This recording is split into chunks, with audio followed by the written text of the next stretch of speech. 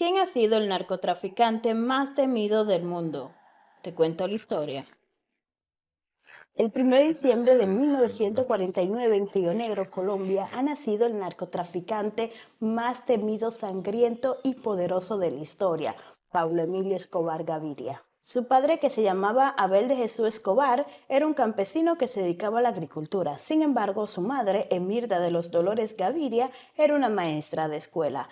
Abel y Hermilda juntos tuvieron 7 hijos. Pablo Escobar era el segundo de ellos. Desde muy temprana edad, Pablo Escobar comienza a hacer negocios, los cuales no eran para nada legales, pues en la primaria y secundaria, junto a su primo Gustavo Gaviria Rivero, el cual luego se convertiría en su mano derecha, pues hacían rifas, intercambio de cómics y vendían también examen. Pablo Escobar solamente terminaría el bachillerato, así que del 1969 en adelante deja a un lado los estudios para dedicarse solamente a negocios ilícitos, y aquí es donde entra al tráfico y contrabando. Todo comenzó en el año 1970. Pablo Escobar apenas tenía 20 años de edad, y aquí es donde comienza a trabajar para el rey del contrabando en Colombia, un tal llamado Alfredo Gómez López, que todos conocían como Don Capones. Este se dedicaba al contrabando de marihuana y de cigarrillo en aquella época que era ilegal. Mientras Pablo Escobar crecía y trabajaba para Don Capones, también comenzó a robar carros de las calles de Medellín, y también se decía, esto es un mito, que robaba las lápidas de la tumba para luego revenderla. En ese mismo tiempo es donde Pablo Escobar está junto a sus primos y hermanos. Aquí es donde hace el famoso juramento que hoy en día muchos de nosotros hemos escuchado. Dice Pablo: Si de aquí a 5 años yo no tengo 1 millón de pesos en el bolsillo, me pego un tiro. lo juro por el divino niño de Antioquia. Con la muerte del narcotraficante Fabio Restrepo en el 1975, Pablo Escobar asume el control total de las rutas del tráfico de cocaína. Pablo va a comenzar a crecer y ya no habrá nadie quien lo detenga. Un año más tarde, en el 1976, Pablo Escobar contrae matrimonio con María Vittorio Henao, mejor conocida como Tata. Ella tenía apenas 15 años de edad cuando él tenía 26. Según cuenta María Victoria Henao en su libro intitulado Me casé con Pablo Escobar, ella conoció a Pablo Escobar a la edad de 12 años y él tenía 23.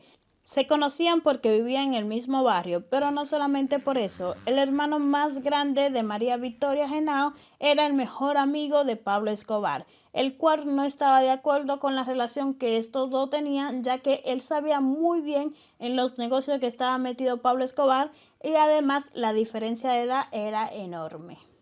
Y aunque si su hermano no estaba de acuerdo en lo amorío de ella y Pablo Escobar, a ella nada le importaba. Poco tiempo después, Escobar fundó el Cartel de Medellín, una organización que se convertiría en una de las más poderosas y temidas de la historia del narcotráfico.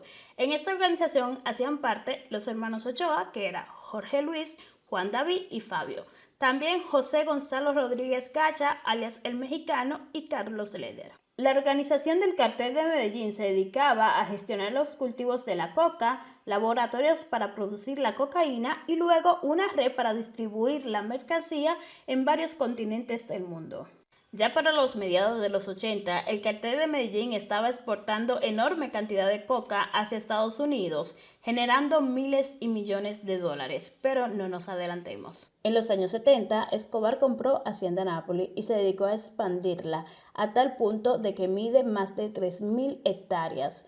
La entrada de la Hacienda Nápoles es bien icónica, ya que tiene un arco enorme y este arco sostiene una avioneta, que se dice que fue la primera avioneta que utilizó Escobar para hacer sus primeros viajes de cocaína hacia los Estados Unidos. En Hacienda Nápoles, Escobar construyó su propio zoológico, ya que él era amante a los animales, así que mandó a buscar todo tipo de animales exóticos de todo el mundo y lo llevó a la Hacienda Nápoles, entre ellos jirafas, hipopótamos, cebras, entre muchos más. Pues Hacienda Nápoles no termina aquí. Contaba con un parque de dinosaurios. Mandó a hacer dinosaurios a tamaño real para la diversión de sus hijos y invitados. También contaba con una pista de avión donde hacía llegar y mandar las avionetas cargadas de coca, colección de autos y motos que él era muy fanático, no contaba con instalaciones deportivas y muchísimas otras cosas más que no podamos imaginar que se usen para el entretenimiento. Y no solamente eso, contaba con una mansión principal, la cual tenía su propia piscina y todo el lujo que no podamos imaginar. Además, alrededor tenía villas y residencias para sus amistades que lo fueran a visitar y familiares. Unos años más tarde, que Escobar comprara y expandiera Hacienda Nápoles, en el 1980, Escobar junto a su organización el Cartel de Medellín crearon Tranquilandia. Tranquilandia es un lugar clandestino que está ubicado en la selva amazónica de Colombia. Tranquilandia se utilizaba principalmente como un gran centro de producción y distribución de cocaína. Además, Tranquilandia contaba con laboratorios para procesar la pasta de la coca y convertirla en cocaína refinada. Y no solamente eso, además tenía pista de aterrizaje clandestina para el despegue y aterrizajes de aviones que transportaban la droga desde la selva amazónica hacia diversos destinos internacionales, facilitando así el tráfico de cocaína a gran escala. Y así es como Tranquilandia permite a Escobar y al cartel de Medellín de producir y enviar enormes cantidades de coca hacia todo el mundo. Tranquilandia no dura mucho tiempo y así es como en marzo del 1984, solamente 4 años más tarde de haberla creado, el gobierno de Colombia junto al control de drogas de Estados Unidos desmantelan Tranquilandia y la destruyen. Así que esto fue un golpe muy bajo para Escobar y su organización, el Cartel de Medellín, pero no nos adelantemos. Escobar ya para este entonces había acumulado una riqueza enorme y eso era muy bueno para él, ya que él tenía en mente los proyectos humanitarios que más adelante le iban a servir para sus planes. Así que comenzó a apoyar a los pobres de Medellín construyéndole viviendas, canchas de fútbol, hospitales y escuelas. Y no solamente eso, pues en Medellín había un basurero enorme donde vivían muchísimas personas, las cuales no tenían vivienda y vivían en el basurero que trabajaban. Escobar mandó a sacar todas esas personas del basurero, convirtió el basurero en muchísimas viviendas y les regaló una casa a cada uno de ellos sin nada a cambio. Esto lo hizo convertirse en el Robin Hood paisa. Terminado el proyecto comunitario de Escobar y que ya él veía que había muchas personas que lo querían y lo apoyaban en todo, ya sea porque él le había regalado una casa a esas personas o le había dado algo de dinero, Escobar comienza con sus planes. Él tenía un plan sumamente preciso y era ser parte de la política, el cual el cartel de Medellín no estaba para nada de acuerdo. El cartel pues simplemente decía, ya sí estamos bien como estamos, ¿para qué enlodarnos más? Pero Escobar no se detuvo, ya que él entendía que haciendo parte de la política, el negocio de la cocaína iba a crecer aún mucho más. Así fue como ingresó a la política en el 1982. Fue elegido como suplente en el Congreso de Colombia. Escobar no durará mucho en la política, así que sus planes de ser presidente de Colombia se acaban. En el día que el ministro de Justicia, Rodrigo Lara Bonilla, junto al periódico El Espectador, sacan a relucir una foto. La foto no era más ni menos que una ficha de la policía, pero para entender esta foto tenemos que ir desde el inicio de los negocios de Pablo Escobar. En el 1976 a Escobar lo apresan por contrabando de cocaína. Para ese entonces ustedes tienen que tener en claro que Escobar no era ni tan importante ni tenía nada de dinero, así que apenas estaba comenzando en el negocio.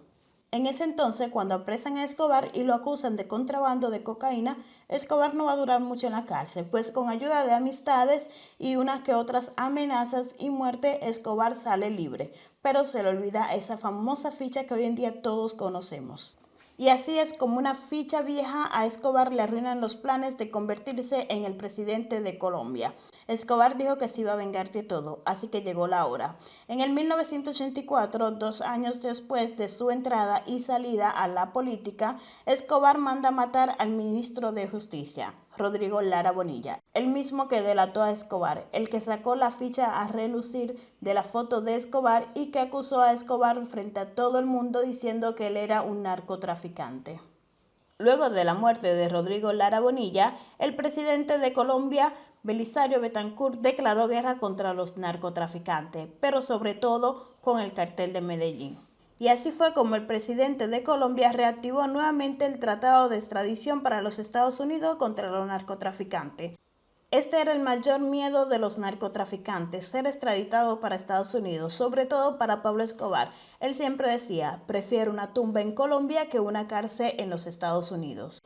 Y así fue como Escobar creó el grupo de los extraditables. Respondieron con campaña de violencia extrema. Esto incluía asesinato de figuras públicas, policía y cualquier persona que se opusiera a ello. A causa del grupo Los Extraditables, en los años siguientes, Colombia vio una escala sin precedentes de violencia. Escobar y sus carteles llevaron a cabo una serie de atentados con carros bombas, asesinato y secuestro de personas importantes. Pero nada de esto era suficiente para Escobar. Él lo que quería era que se eliminara el tratado de extradición para los Estados Unidos, cualquier acusación que estuviera en su contra y en contra de la organización del Cartel de Medellín. Y es en ese momento que Escobar tomó una decisión. Decide de apoyar el grupo guerrillero M-19 para la toma del Palacio de Justicia de Bogotá, Colombia. Y así es como el 6 de noviembre de 1985 el grupo guerrillero M-19 toma el Palacio de Justicia. 35 guerrilleros entraron en el Palacio de Justicia y tomaron como rehenes a 350 personas, incluidas magistrados, empleados y visitantes. El grupo guerrillero M-19 exigía la presencia del presidente Betancourt para negociar y eliminar el tratado de extradición, lo cual nunca se logró. Mientras el grupo guerrillero M-19 estaba dentro del Palacio de Justicia, comenzaron a eliminar, a quemar cualquier tipo de fascículo que estaba en contra de los narcotraficantes. No solamente eso, sino que comenzaban a matar a personas inocentes hasta que el presidente Betancourt accediera a su petición, que era que el presidente Betancourt fuera al Palacio de Justicia para negociar con ellos, lo cual nunca sucedió. Así que la tarde del 6 de noviembre ingresaron al Palacio de Justicia fuerzas militares, involucrando tanques y gran cantidad de armamento pesado. Y aquí comienza una verdadera guerra entre las fuerzas militares y el grupo guerrillero, que duraría toda la noche del 6 de noviembre y la madrugada del 7 de noviembre. En esa guerra murieron los magistrados, empleados y visitantes, y las pocas personas que se lograron salvar, que salieron de ahí, luego desaparecían. Hasta hoy en la fecha, nadie sabe dónde están esas personas, pero el grupo guerrillero la hizo desaparecer. El 17 de diciembre de 1986, Escobar junto a su organización El Cartel de Medellín mandan asesinar al director del periódico El Espectador, Guillermo Cano Izaza. ¿Quién era Guillermo Cano y por qué Escobar lo manda a matar? Pues Guillermo Cano era el dueño y director del periódico El Espectador y fue el único periódico en Colombia que tuvo los pantalones de denunciar los narcotraficantes y sobre todo Escobar y el Cartel de Medellín. Este se dio la tarea de que cada día se decía que él siempre denunciaba estos narcotraficantes.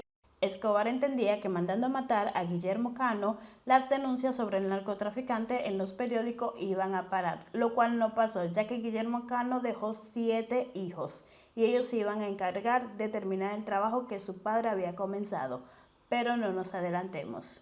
Escobar no solamente estaba en guerra con el gobierno de Colombia, sino que también con el Cartel de Cali, el cual en el 1988 le colocó un coche bomba en el edificio Mónaco. Querían matar a Pablo, pero esto no pasó, ya que Pablo había salido bien tempranito del edificio Mónaco y solamente allí quedaba su mujer y sus 2 niños, los cuales salieron ilesos de la explosión.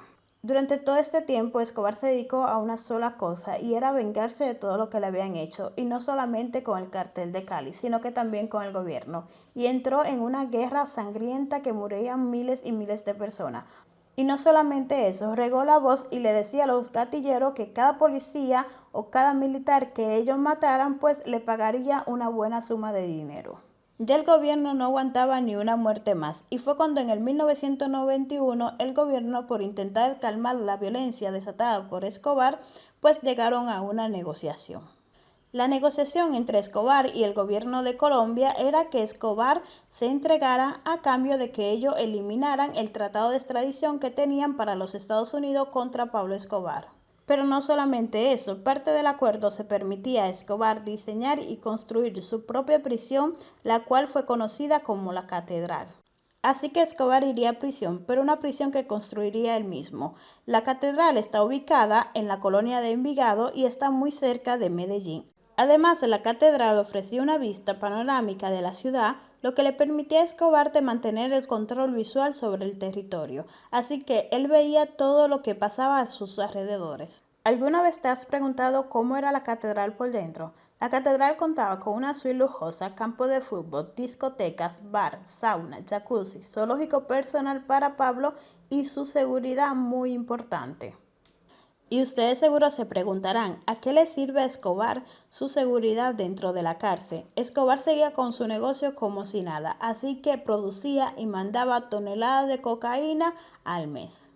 La catedral era solamente una fachada, porque de cárcel no tenía absolutamente nada. Yo creo que el gobierno lo único que le interesaba era que las muertes pararan en Colombia y él ya sabía dónde estaba Escobar.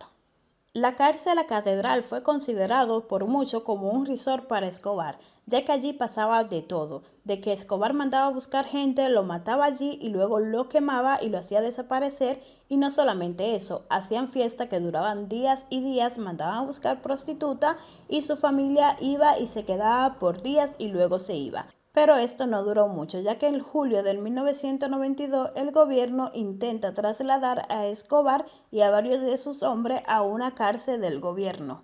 Y es aquí cuando Escobar y varios de sus hombres escapan de la catedral, y ahí inicia una vera persecución intensa del gobierno de Colombia contra Pablo Escobar. A principios del año 1993, un grupo de paramilitares han creado un grupo llamado Los Pepes, que significa perseguido por Pablo Escobar. A este grupo pertenecían ex socio del narcotráfico, Fuerza de Seguridad del Estado y Grupo de Autodefensas. El objetivo principal de los Pepe era eliminar a Escobar, pero no solamente eso, tenían que desmantelar la organización El Cartel de Medellín para que no quedara nadie. Ya para este entonces Escobar se comenzaba a debilitar y él mismo se daba cuenta. Comenzó a enfermarse, le daba gastritis y no solamente eso, sino que iba perdiendo sus hombres de confianza, su seguridad. Muchos de ellos lo metieron preso y otros lo mataban.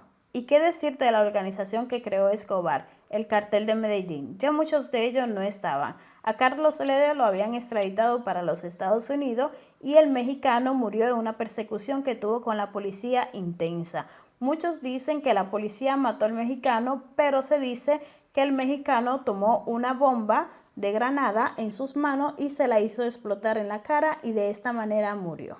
Y así fue que poco a poco Escobar se fue debilitando hasta el día que le llegó su hora. El 2 de diciembre de 1993, Escobar fue localizado en el barrio de Medellín. Pero no nos adelantemos. Ese mismo día, 2 de diciembre, Escobar sostuvo una conversación con su familia por llamada. La llamada no duraría más de 2 a 3 minutos, ya que si duraba más, pues lo podían localizar rápidamente. Escobar sabía que en esas llamadas que él hacía, el gobierno de Colombia lo estaba escuchando y él solamente pedía una cosa: yo me entrego, pero a cambio ustedes sáquenme a mi familia de Colombia, Bogotá, a sus hijos y a su mujer, lo cual el gobierno pues no accedió, ya que no tuvo ninguna respuesta. Escobar duró mucho tiempo tratando de sacar su familia de Colombia. En cualquier parte del mundo que se le ocurría, pedían visa o solamente la entrada de su familia y se la negaban por completo, ya que muchos países sabían el problema que tenía Colombia con Escobar y no querían a su familia en sus países.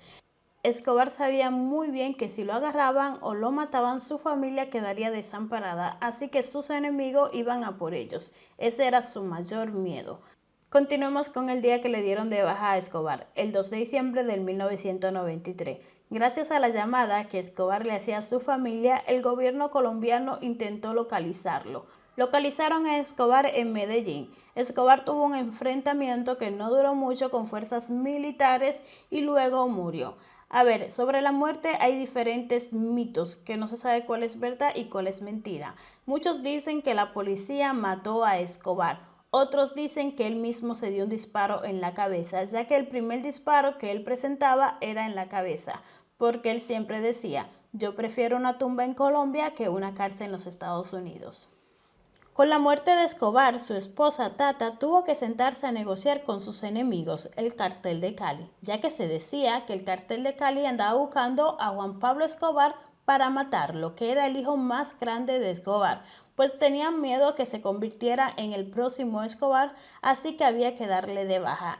Cuando murió Escobar, su hijo Juan Pablo Escobar tenía apenas 15 años, podemos decir que era un niño inocente, pero para el Cartel de Cali ya lo veía como un hombre que podía tomar las riendas que había dejado el papá. Así que Tata tomó la decisión de irse a reunir con el Cartel de Cali para que dejaran a su hijo Juan Pablo Escobar vivo. El cartel de Cali le pidió dos cosas. La primera es que tomara a sus hijos y se fuera del país y que nunca más volvieran a Colombia, porque si ellos volvían, el cartel de Cali lo iba a matar. Pero no solamente eso, Tata tenía que hacer un inventario de todo lo que tenía Escobar y entregárselo al cartel de Cali. Autos de lujos, edificios, apartamentos, finca, caletas con dinero, no le podía quedar absolutamente nada, porque si el cartel de Cali se enteraba que ella no le dio lo más mínimo, pues la mandaba a matar a ella y a sus hijos. Una vez que Tata cumplió con los requisitos que le impuso el cartel de Cali, ella tomó a su hijo Juan Pablo Escobar y su hija Emanuela y se fueron del país y actualmente viven en Madrid. Escobar muere a la edad de 44 años, el 2 de diciembre de 1993, así que murió un día después de haber cumplido año, ya que su fecha de nacimiento es el 1 de diciembre de 1949. Hasta aquí ha llegado la historia del narcotraficante más sangriento y poderoso de toda la historia, Pablo Emilio Escobar Gaviria. Colóqueme aquí debajo en los comentarios si la han conocido esa historia y qué tal le pareció.